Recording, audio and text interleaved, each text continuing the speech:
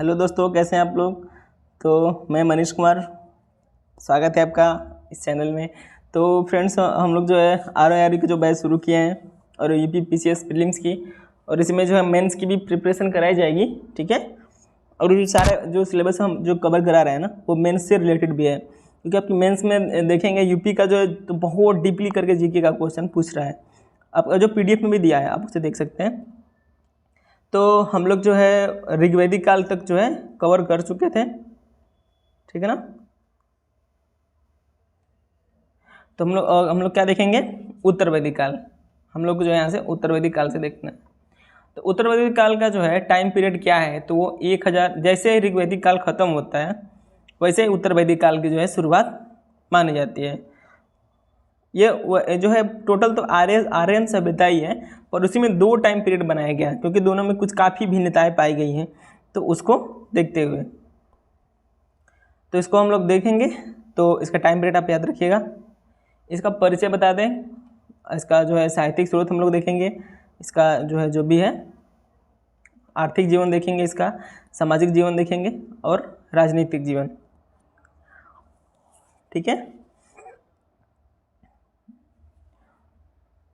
तो आपको मैं बता दूं कि जो हम आगे भी जो पढ़ेंगे और जो हम लोगों ने पिछला भी पढ़ा है ना, तो उसमें जो इसी पॉइंट ऑफ व्यू पर हम लोगों ने पढ़ा है, ठीक है। आप अगर ऐसा नोट्स बनाएंगे तो आप पहले ही अपना जो है क्या क्या टॉपिक्स आपको पढ़ना है अपना नोट्स कर लेंगे, तो आपको इसके दिमाग में जो क्या है ना कि सिस्टमेटिक ढंग से वो इमेज बन जाता है। वरना क्या होगा कि आप पढ़ते जाएंगे, फिर वो आपसे दिमाग से उतरता जाएगा।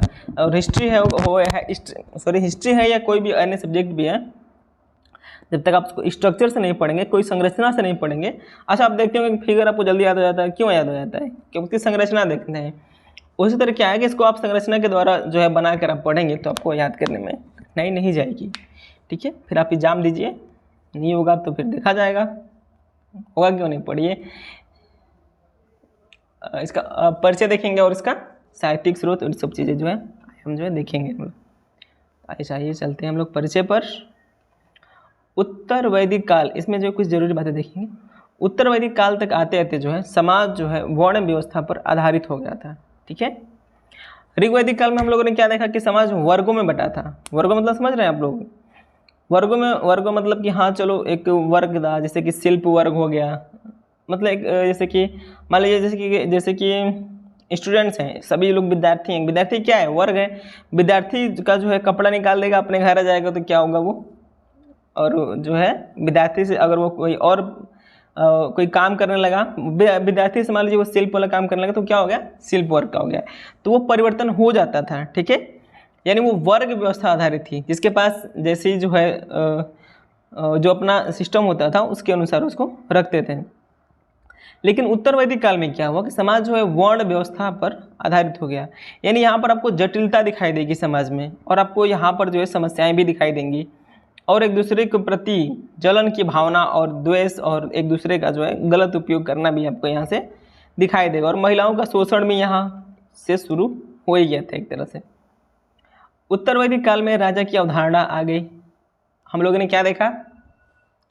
हम लोगों ने जो है इसके पहले देखा है ऋग्वैदिक काल में कि इसमें जो है राजा की अवधारणा अभी आई नहीं थी, राजा की शुरुआत हो रहा था। लेकिन हम लोग इसमें देखेंगे कि राजा की अवधारणा जो है आ चुकी है। उत्तर वैदिक काल में आर्यों का विस्तार जो है पूर्वी विस्तार हो गया था। कहाँ तक? तो गंडक नदी और विंध्याचल पर्वत तक। इस समय प्रमुख कृषि जो है व्यवसाय हो गया था। यानी जो कृषि है ना, यहाँ पर अब स्टार्ट हो गया था। लोग कृषि करते, मतलब कृषि करने लगे थे। अब युद्ध का कारण जो है भूमि बन गया। पहले युद्ध जो होता था ऋग्वैदिक काल में हम लोगों ने पढ़ा है, तो वो युद्ध क्यों होता था? तो गायों के लिए होता था, ठीक है। जिसे गविष्टि आपने सुना होगा, तो गायों के लिए युद्ध होता था। लेकिन उत्तर वैदिक काल में गायों के लिए युद्ध अब नहीं होता है, अब भूमि के लिए युद्ध होता है। यहाँ पर अब नियमित कर प्रणाली भी आरंभ की गई। जैसे कि आपको मैंने बताया पिछले क्लास में कि बलि कर जो है, जैसे कि जो आम जनता थी, जो जनमानस थे, वो अब जो क्या करते थे कि जो जरूरी वस्तुएं हैं तो वो राजा के जो है पास पहुंचाते थे, यानी जो योद्धा होता था। लेकिन यहाँ जो है, और वो क्या था? स्वेच्छाकारी था। आपको जितना मन है दीजिए, नहीं मन है तो मत दीजिए, ठीक है, वो अपने अनुसार था। लेकिन आपको यहाँ पर क्या देखने को मिलेगा? यहाँ पर आपको उत्तर वैदिक काल में, कि वो जो बलि टैक्स जो दे रहे थे लोग, जो आम जनता दे रही थी, वो यहाँ पर क्या कर दिया, कंपलसरी कर दिया, वो जनता को अब देना ही है। ठीक है, जैसे आज टैक्स कंपलसरी है, विदाउट टैक्स आप कुछ नहीं कर सकते, उसी तरह उत्तर वैदिक काल में जो है अब यहाँ पर क्या है ना कि हम लोगों ने पिछले में क्या पढ़ा कि सभा थी, समिति था, विदत था, गण था। तो गण क्या था, एक लोकतांत्रिक व्यवस्था थी। उसे आगे चलकर आपको एक गणराज्य भी मैं आपको पढ़ाऊंगा। तो यहाँ पर क्या है ना कि केवल क्या बचा, सभा एवं समिति। एक सभा के इसमें कौन लोग रहेंगे, जो वरिष्ठतम लोग रहेंगे। समिति में कौन जो होता है, इसमें आम नागरिक यानी आम जनमानस रहते थे। ठीक है, अब मैं ये भी बताऊंगा आपको। और यहाँ पे इसको अब सोर्सेस की बात कर लें, साहित्यिक सोर्सेस के बारे में हम लोग देख लें। तो साहित्यिक सोर्सेस के बारे में हम लोग देखेंगे उत्तर वैदिक काल में। तो हम ऋग्वेद में काल में हम लोगों ने क्या देखा, क्योंकि अभी ऋग्वेद की ही रचना हुई थी, तो हम लोग को जो है ऋग्वेद से ही सारी जानकारी प्राप्त होती है। लेकिन यहाँ पर क्या हुआ, ऋग्वेद के साथ साथ जो है अन्य जो 3 वेद हैं, ठीक है, जैसे कि एक तो ऋग्वेद हो गया, फिर सामवेद हो गया, ठीक है, फिर से यजुर्वेद हो गया, फिर से इसके बाद अथर्ववेद, यानी हम लोग को 4 वेदों से अब यहाँ पर जानकारी प्राप्त होती है। फिर आरण्यक बना, फिर इसी से निकलकर वेदों से निकलकर जो है उपनिषद बना है, तो वो भी हमारे लिए सोर्सेस के जो है काम करेंगे। अब पुरातात्विक में जो है एग्जाम से जो क्वेश्चन पूछता है आप उसे याद रखिएगा। यूपी में खास करके लोहे की खोज हो चुकी थी इस समय, ठीक है, जब लोहे की खोज होगी तो बनेंगे, और चाहे कृषि औजार हो या योद्धा से लड़ाई से जुड़े औजार हो, जैसे तलवार तीर जो भी है। उत्तर प्रदेश के एटा जिले के अतरंजी खेड़ा और जखेड़ा दोनों से प्राचीनतम प्रमाण मिले हैं। ठीक है ना, किसके, लोहे के, ठीक है ना। तो आप इस चीज़ों को याद रखेंगे। एक नया खोज जो है नवीनतम खोजों में वाराणसी के पास जो है एक राजा नाल के किले हैं, राजा नाल का कोई किला है, ठीक है। राजा नाल के किले से जो है, अच्छा कोई वाराणसी में होगा ना, तो आप जाकर इस किले को विजिट कीजिएगा, आपके माइंड में बैठ जाएगा और आपको हिस्ट्री से प्यार होने लगेगा, ठीक है ना। तो नवीनतम खोजों के अनुसार जो है, खोजों में वाराणसी के पास जो एक राजा नाल की जो किला है ना, वो वहाँ से जो है कुछ सोर्सेस प्राप्त हुई है। अगला हम देखेंगे इसका आर्थिक परिवर्तन। तो उत्तर वैदिक काल में आर्थिक परिवर्तन आपको देखने को कैसे मिलेगा, मैं आपको बताता हूँ। प्राथमिक देखिए, मैं आपको आगे कितना भी पढ़ाऊँगा ना, जितना पढ़ाऊँगा उसमें मैं आपको 3 चीज़ों की बातें आपको ये मिलेगी, प्राथमिक क्षेत्र, द्वितीय क्षेत्र, तृतीय क्षेत्र। मतलब ये विकास का चरण है, ठीक है। तो इसे हम लोग एंगल से पढ़ेंगे। लोहे की खोज ने जो है उत्तर वैदिक काल में एक क्रांति की भूमिका निभाई। लोहे की मिल जाने के कारण जो है कृषि करने में आसानी होने लगी, इसलिए आर्य ने कृषि अपनाया। इस समय हल का उपयोग होने लगा, हाल नहीं, यहाँ पर हल होगा, लेकिन अभी भी अल्प अधिशेष कृषि ही हो पाए। अब देखिए, मैं बता दूं कि क्या होता था कि उत्तर वैदिक काल में जो इकोनॉमिक्स है ना, आर्थिक परिवर्तन हो रहा था। इसमें जो प्राथमिक क्षेत्र लोहा मिला, तो प्राथमिक क्षेत्र में क्या हुआ कि लोहा मिल जाने से ये लोग तो कृषि में मतलब भूमिका निभाए हैं, लेकिन ये समाज क्या था, एक युद्ध प्रिय समाज था। ये लोग खास अधिकतर जो है लड़ाइयों में ही लगे रहे, जिसके कारण क्या हुआ कि इनको जो है कृषि पर विकास में जो है इनकी भूमिका कुछ नहीं हो पाए, जिसके कारण क्या हो कि ये लोग जो है सिर्फ निर्वाह मूलक ही खेती कर पाए और अल्प अधिशेष नहीं हो पाया, ठीक है। आप ये प्राथमिक क्षेत्र में याद रखेंगे। द्वितीय क्षेत्र में क्या है कि द्वितीय क्षेत्र में हम लोग देखते हैं कि उत्तर वैदिक काल में जो उत्तर वैदिक काल में के जो लोग थे ना, वो लोग शिल्प के बारे में जो है अच्छे खासी जानकारी रखते थे। शिल्प हो गया, शिल्प में जैसे कि वो लोग कपड़ा बुनने को जानते थे, ठीक है, बर्तन भी बनाना जान गए, रथ बनाना उस समय बहुत प्रचलन में था, हथियार भी बनाते थे लोग, ठीक ना। लेकिन ये भी क्या है ना कि कुछ जो ऐसी चीज़ें नहीं बना पाते थे ये लोग जो व्यापार हो, ठीक है, जिसका व्यापार हो दूसरे देशों में जाके, जैसे कि सिंधु घाटी सभ्यता में हम लोग को देखने को मिलता है। तो ये चीज़ जो है ये लोग व्यापार में अपनी भूमिका नहीं निभा पाए, और ये भी क्या रहा, द्वितीय क्षेत्र भी अल्प अधिशेष की स्थिति में रहा है, जिसके कारण जो है व्यापार नहीं हो पाया है। तृतीय क्षेत्र में देखेंगे कि अगर आपको पता है कि इसमें व्यापार नहीं के बराबर मिलता है, क्योंकि यह समाज युद्ध प्रिय समाज थी। सॉरी, युद्ध प्रिय नहीं होगा भाई, युद्ध प्रिय होगा। क्या होगा, युद्ध प्रिय। व्यापार कहाँ से मिलेगा आपको? अगर कोई समाज है या कोई भी आप अपने भी घर में देखते हैं, ठीक है, तो अगर घर में लड़ाइयाँ चल रही हैं, भाई में अपने भाई माता पिता आपस में ये लोग लड़ रहे हैं, दिन प्रतिदिन लड़ रहे हैं, एक दूसरे के प्रति ईर्ष्या की भावना है, तो विकास उस घर में नहीं हो पाता है, ठीक है ना। विकास नहीं, आप भी अगर आपके आसपास भी कहीं हो रहा होगा तो आप इसे जो है जल्द से जल्द इसे ख़त्म करने की कोशिश करिएगा, ठीक ना। इस बात को आप याद रखिएगा।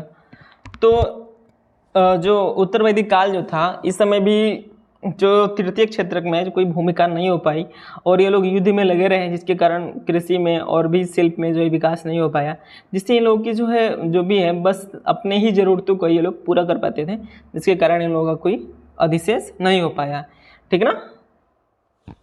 जैसे सरप्लस होता है ना, इकोनॉमिक्स में आप लोग पढ़ते हैं, वैसा इको सिस्टम, जब सरप्लस होगा तभी तो आप व्यापार करेंगे ना। तो आपके घर में ही खपत हो जा रहा है तो फिर आप उसको व्यापार नहीं करेंगे, तो फिर यही बात है यहाँ पे।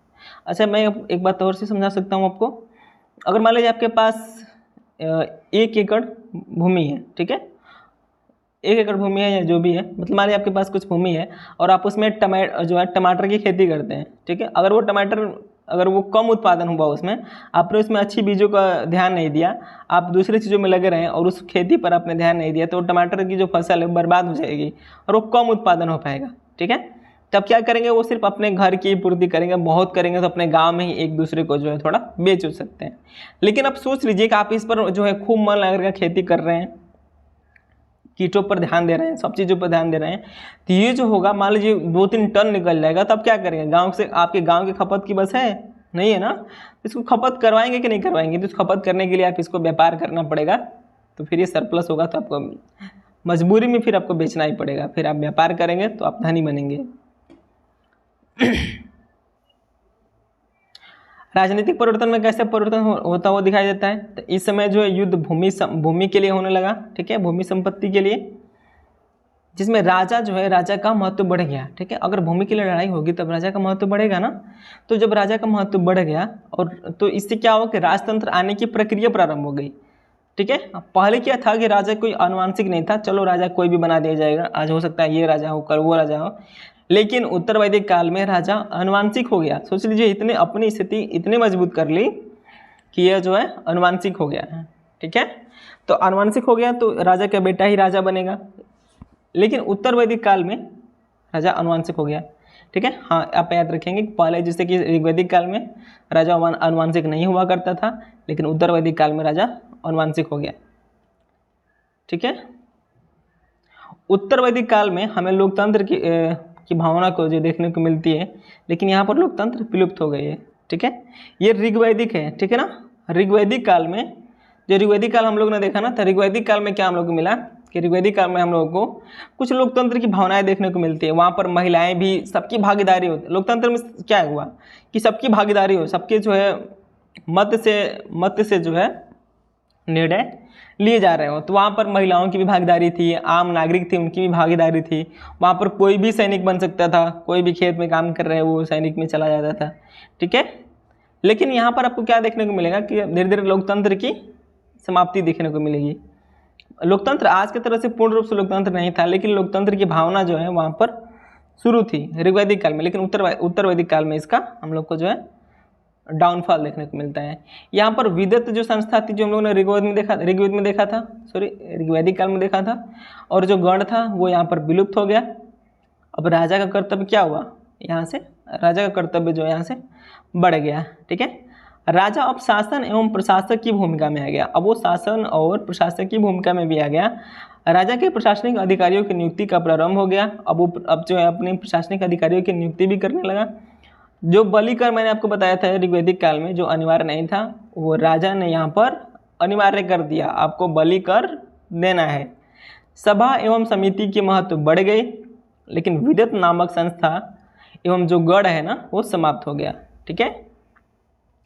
तो ये चीज़ें जो है इसके राजनीतिक परिवर्तन है। आगे हम लोग इसको देखेंगे सामाजिक परिवर्तन क्या क्या हुआ, समझ में आया। अगर आपको कोई अगर थोड़ी समस्या होगी ना मेरे लैंग्वेज में या कहीं आपको, तो आप बताइएगा, हो सकता है कि मैं इसको चेंज करूं, उसको समझाऊं अच्छे से, क्योंकि मेरा मेन जो मोटिव है ना वो सबको सही सही सूचनाएं देनी है और सही से आपको नॉलेज देना है, और आपकी जो है समझाने की मैं पूरी कोशिश करूँगा जिससे आपको अच्छे से समझ में आए। आपको कोई अगर कहीं प्रॉब्लम होती है तो आप हमें बताइएगा, मैं ज़रूर ध्यान दूंगा यार, ठीक है। तो हम लोग यहाँ पे सामाजिक परिवर्तन देखेंगे।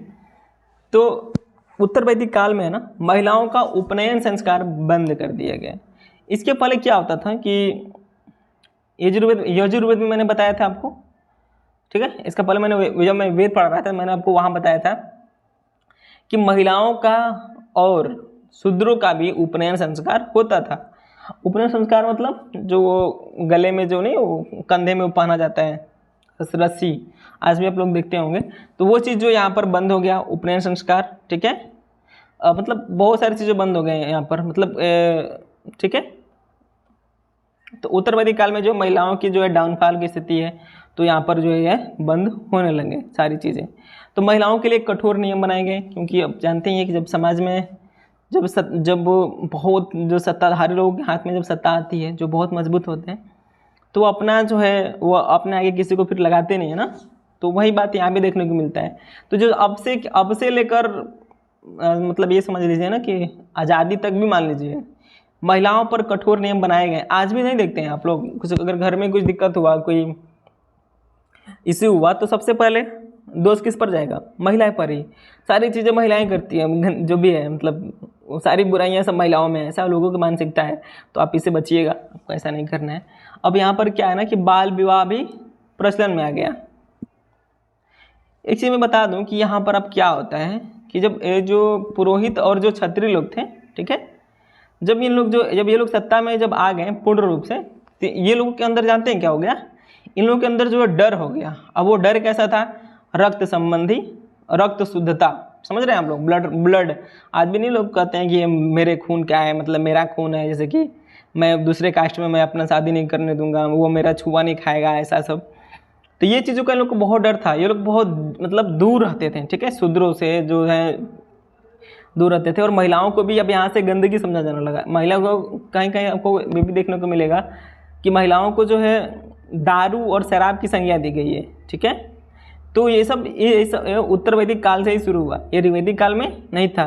तो उत्तर वैदिक काल में फिर क्या हुआ ना कि जब ये लोग सत्ता में आए, जो क्षत्रिय लोग हैं और जो ये पुरोहित लोग हैं, तो इन लोगों को डर हो गया। तो इन लोगों ने जो है उससे बचने के लिए जो है महिलाओं पर कठोर नियंत्रण, इससे बचने के लिए इन लोगों ने बाल विवाह तक शुरू कर दिया, ताकि बाल विवाह हो जाएगा तो हमारी बेटी जो है वो किसी के अफेयर्स में नहीं जाएगी, ऐसा आज के तरह आप समझ सकते हैं।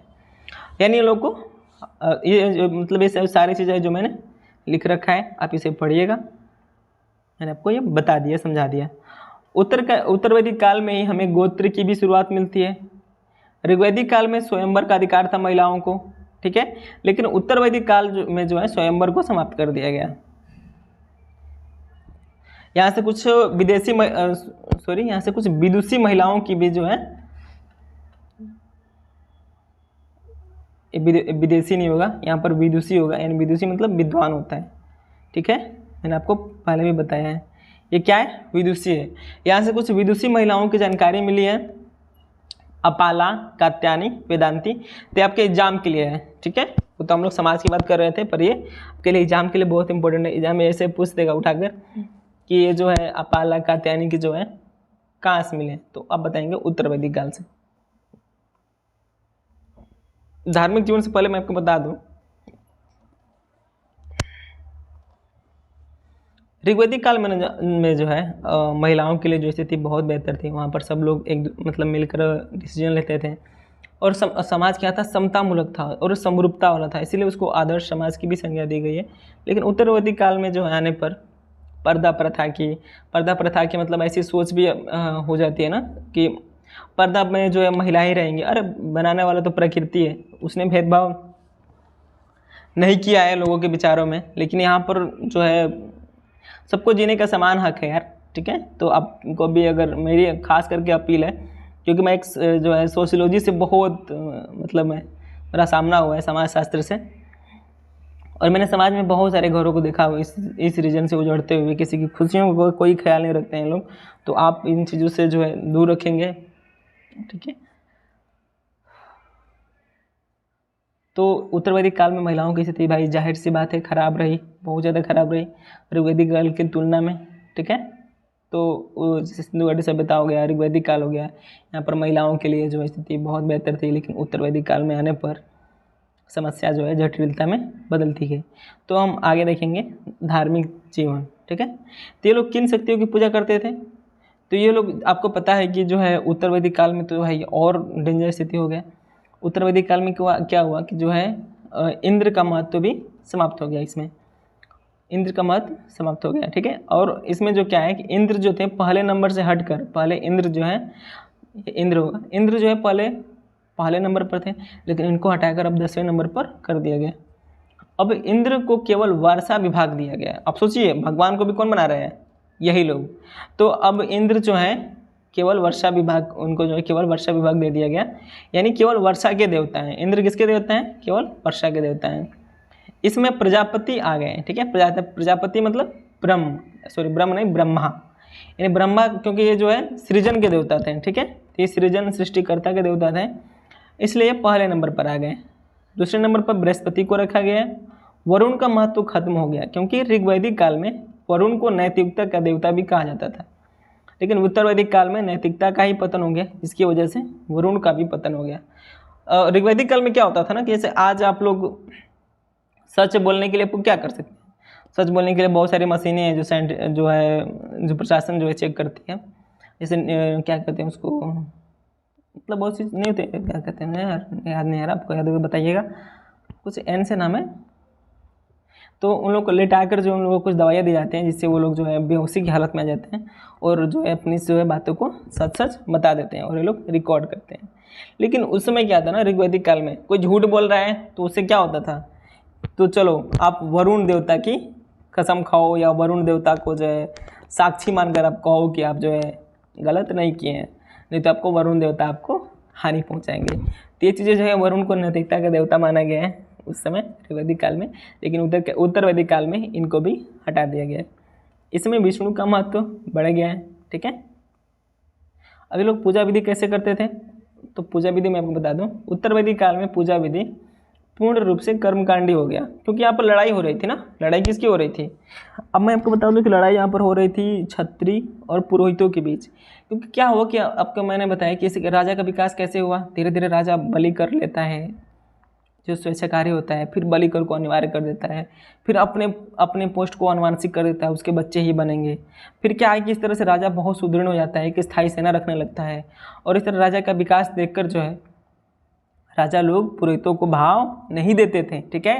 तो भाई पुरोहित भी तो पुरोहित है, तो उसने क्या किया कि वो जो है लोगों को अपने जो है अपना अधिकार जो है मतलब बनाने के लिए लोगों को पूर्ण रूप से कर्मकांडों से जोड़ दिया। कर्मकांडों मतलब यज्ञ से जोड़ दिया। जैसे आप जन्म लेंगे तो आपको यज्ञ करना, क्योंकि इनको भी रोजगार चाहिए, आखिर ये लोग कहाँ से अपना जीविका चलाएंगे। तो ये अपनी जीविका चलाने के लिए जो है कई सारे जो है पाखंडों और कर्मकांडों का जो है इन लोगों ने मनचाहा, मतलब ऐसे ही अब बहुत सारी चीज़ों का जो है कर्मकांडों से लोगों को जोड़ दिया। कहीं कहीं तो ये भी लिखा गया है ना कि मोक्ष मिलेगा तो पुरोहितों की वजह से ही मिलेगा, ठीक है। मोक्ष किससे मिलेगा?